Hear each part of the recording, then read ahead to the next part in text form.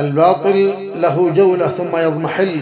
دخل التتار بلاد المسلمين عام 19 و200 وألف، فقتلوا ما يزيد عن 800 ألف مسلم. فطلب من المؤرخ ابن الأثير رحمة الله عليه تدوين هذه الفترة، فظن ابن الأثير أنها نهاية العالم، وأن هذه هي علامات الساعة، وأن تاريخ هذه اللحظات لن يفيد، فرفض وقال مقولته الشهيرة: فمن الذي يسهل عليه أن يكتب نعي الإسلام والمسلمين؟